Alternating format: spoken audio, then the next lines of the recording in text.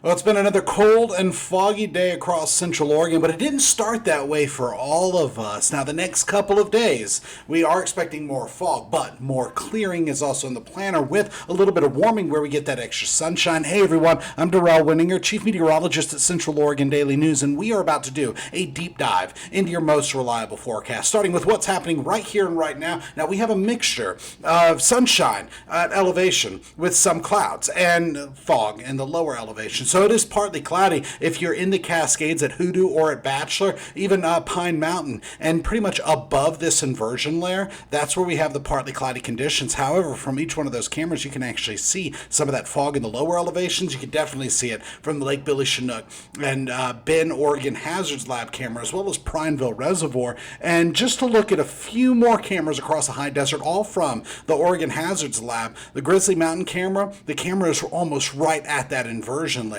However, the other camera from Pine Mountain shows partly cloudy, mostly sunny. Shaniko and Bend both socked in because of this fog. And a view from Powell Butte's camera at about 3 p.m. shows that in every direction that you look, starting with the northeast, which is where Prineville is, going all the way around to the south and then to the northwest, that fog is just low-level cloud cover that's been sitting on the ground. Now, some upper-level clouds have been rolling in, none of them bringing any precipitation, and this visible satellite loop is set to stop at 4 p.m. That's about when we lose visible satellite imagery, and it just shows that fog is pretty much widespread with some clouds above the fog. Meanwhile, temperatures, look at this, in the 20s with a few 30s on the map, and those 30s are at freezing in Lapine and Warm Springs. It is a little bit warmer in some of our higher elevations, specifically in Paulina, Maury Mountains, and Pine Mountain, all into the 40s, but we still have a lot of this fog. Now, once you get above about 4,100 feet, that's above the inversion layer, not seeing as much fog, but look at the frosty trees in Sisters. Bend, you could barely make anything out because of the fog, and the Lava Butte is now in that fog zone.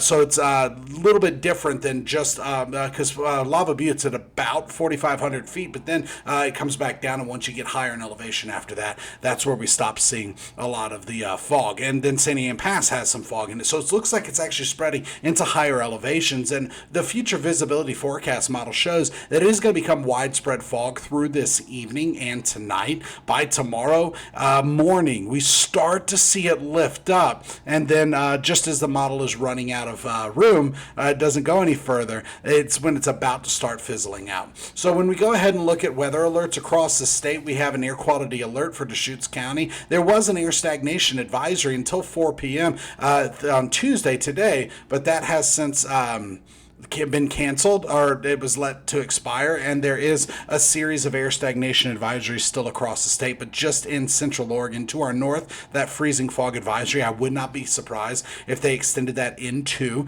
Jefferson, Deschutes, and parts of Crook County, because that's where we have the fog right now, and it's already freezing fog. Meanwhile, an air stagnation advisory also, as well as an air quality alert, also points to air quality conditions, and right now good to moderate except for one sensor in Warm Springs at unhealthy for sensitive groups. Now, in the last 24 hours, we haven't had any new snow. Actually, really, in the last week, we haven't had much in the way of new snow. We keep losing an inch or two each day, and here through tonight, we're not expecting any snow. By tomorrow, temperatures at elevation topping out in the 40s with some 30s during the morning hours and getting back into the evening. And so ultimately, we do have more clouds rolling in overhead, fog across most of the Tri-County area, and no precipitation in sight. So when we look at the bigger picture, we're going to go to enhanced infrared satellite imagery, and the enhancement really helps to pull out the height of the cloud. So it helps point out that going from Spokane all the way up to the east slopes of the Cascades in Washington and all the way south to about Bend, that's where we have that fog. But that upper level cloud cover is really starting to move in as well. And we do have a little bit more water vapor at the mid and lower levels as well. We still don't have any precipitation though. So for tonight, we are expecting this fog to become pretty widespread, and then by tomorrow it starts to lift up and dissipate.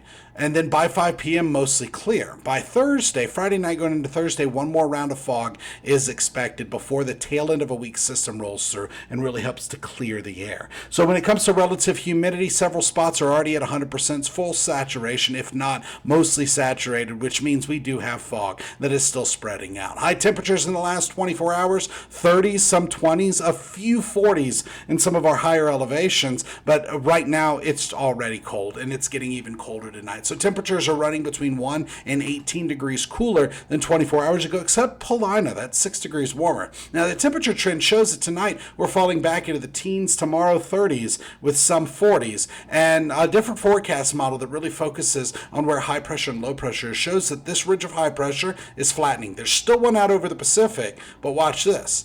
It flattens almost completely, opening the door for the tail end of a weak system, this warm front, to push through. And as it does, we're looking at some in and out clouds, no precipitation, and temperatures dip down even more by Friday. By Saturday and Sunday, a gradual warming trend brings us back up to near average for the first time in a week by Sunday. So ultimately, as we go forward, we are expecting dry conditions to continue. We just have these freezing fog through tonight and Wednesday night.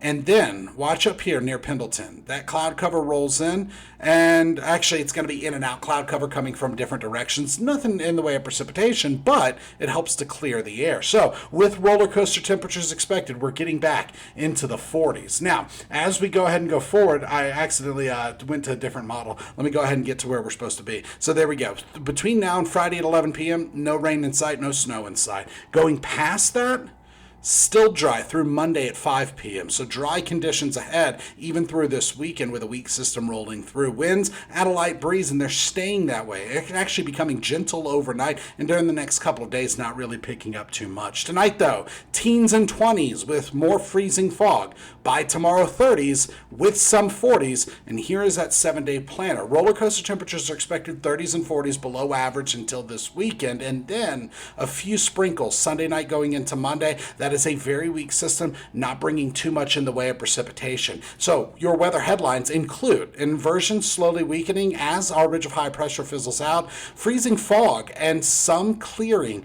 is expected during the next couple of days with a late week pattern flip. That's the latest in weather. Join us tonight on Central Oregon Daily News with the latest headlines and your most reliable forecast.